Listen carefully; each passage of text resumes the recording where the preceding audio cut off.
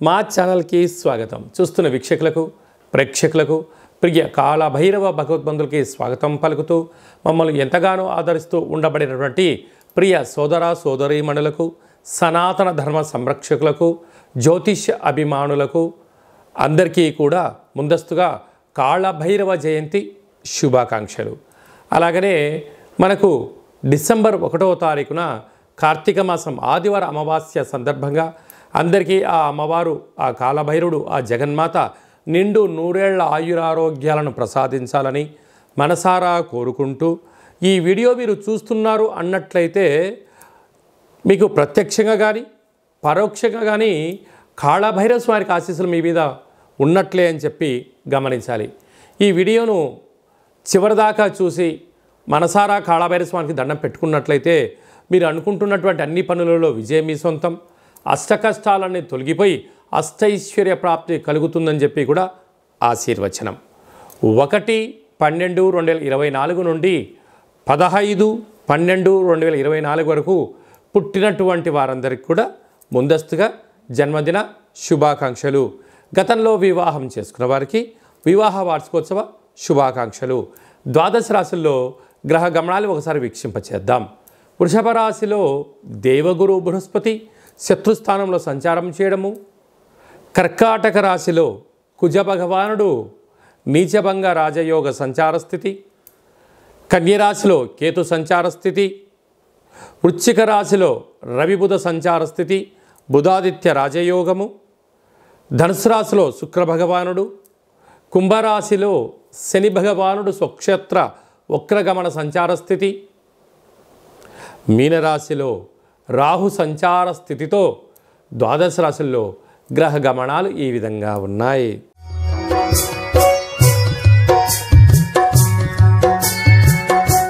మేషరాశి వారు ఈ ఆదివారం అమావాస్య కాళభైరవ జయంతి సందర్భంగా ఎలాంటి విధులను పాటించాలో ఈ వీడియోలో సవివరంగా సంపూర్ణంగా తెలుసుకుందాం. మేషరాశిలో ఏ నక్షత్రాలు వస్తాయనగా అశ్విని నక్షత్రంలోని 4 పాదాలు, భరణి నక్షత్రంలో 4 పాదాలు, కృతికా నక్షత్రంలో 1 పాదం కలిపితే మేషరాశి. అలాగే చాలామందికి పుట్టినటువంటి కాల సమయంలో డేటా బర్త్లో లేనటువంటి కారణం వలన పేరు యొక్క మొదటి అక్షరాన్ని అనుసరిస్తూ ఆ రాశిని తెలుసుకునే ప్రయత్నం చేద్దాం. చు, చే, చో, లా, లి, లు, లే, లో, ఆ అక్షరాల వారందరూ కూడా మేషరాశి జాతకులే. మేషరాశికి అధిపతి కుజ భగవానుడు. వీరికి 2వ స్థానంలో దేవగురు బృహస్పతి శత్రుస్థానంలో సంచారం చేయడం వలన విద్యలో కానీ, ఉద్యోగంలో కానీ, వ్యాపారంలో కానీ సంవత్సరపు చివరి ఎండింగ్ అవ్వడం వలన ఈ సంవత్సరం నువ్వు ఎంతవరకు కష్టపడ్డావు, నీ కష్టం ఏంటి, నీ లాభం ఏంటి, నీ సక్సెస్ ఏంటి, నీ ఫెయిల్యూర్ ఏంటి అయ్యేటువంటి పరిస్థితిని గణాంకాలు లెక్కలు చూసే పరిస్థితి ఉంటుంది. ఎవరం కూడా ఈరోజు ఏం పని చేసాం, ఈ వారం షెడ్యూల్ ఏంటి, ఈ మాసంలో షెడ్యూల్ ఏంటి, సంవత్సరం వరకు మనం ఎంతవరకు పెట్టుబడులు పెట్టాం, ఏమి ఆకర్షించగలిగాం, ఏమి నష్టపోయాం అనేది ఒక రివ్యూ చూసుకుంటూ ఉంటాం. ఇలాంటి కాల సమయంలో కష్టపడినటువంటి వ్యక్తులకు ప్రమోషన్స్ రావడం, లేకపోతే మార్పులు చేర్పులు చేసుకోండి అనేటువంటిది పై అధికారులు కానీ సహా ఉద్యోగస్తులను సలహా ఇచ్చే పరిస్థితి ఉంటుంది. దాన్ని మీరు మనసారా స్వీకరించండి. అర్ధాష్టమ కుజుడు మీ జన్మ నక్షత్రం రోజున అష్టమి, పూర్ణిమ, అమావాస్య తిథుల యందున 4వ తారీఖున, 8వ తారీఖున, 31వ తారీఖున చాలా జాగ్రత్తలు అవసరం అని చెప్పి కూడా బాగా గుర్తుపెట్టుకోగలగాలి. అష్టమంలో బుధాదిత్య రాజయోగం. ప్రభుత్వ అధికారులతో చాలా జాగ్రత్తగా ఉండాలి. మితిమీరిన వేగం పనికిరాదు, దురుసు పాటు మాటలు పనికిరాదు.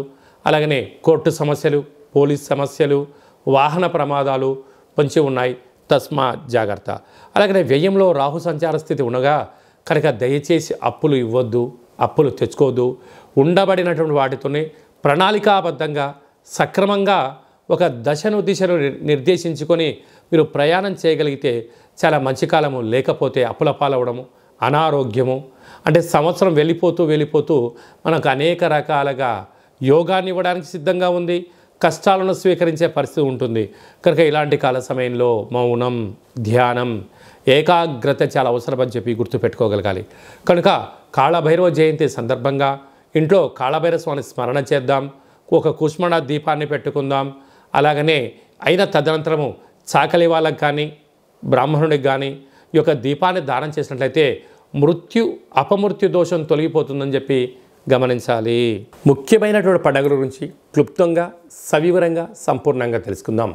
1వ తారీఖు ఆదివారం అమావాస్య, కార్తీక మాసం అమావాస్య అవ్వడం వలన వీలైనంత వరకు మనమందరము కూడా గృహంలో ఇంటిని శుద్ధి పెట్టుకొని, ఇంటికి మామిడాకులు కొబ్బరాకులు ఏర్పాటు చేసుకొని, కూష్మాండ దీపాన్ని ఏర్పాటు చేసుకొని వెన్నతో దీపం పెట్టడం వలన సకల దుష్టగ్రహాలు తొలగిపోతాయని చెప్పి గమనించాలి. అలాగే కాళభైరవ స్వామికి స్మరణ, కాళభైరవ స్వామికి కూష్మాండ దీపము, కాళభైరవ స్వామి సౌభాగ్య ముడుపు ఏర్పాటు చేసుకోవడం వలన సకల రాబోయే కాలమంతను కూడా మనకు సువర్ణ యుగం అని చెప్పి గమనించాలి. ఆదివారం అమావాస్య రావడం సందర్భంగా తెల్ల జిల్లేడు యొక్క వృక్షాన్ని పై కొమ్మలు తీసేసి వేర్లు తీసుకొని వచ్చి సింధూరం తీసి పూజ చేసుకొని ఇంట్లో పెట్టుకున్నట్లయితే మనకు రాబోయేటువంటి 7 తరాల వారికి అద్భుత రాజయోగం మన సొంతం అవుతుందని చెప్పి గమనించాలి.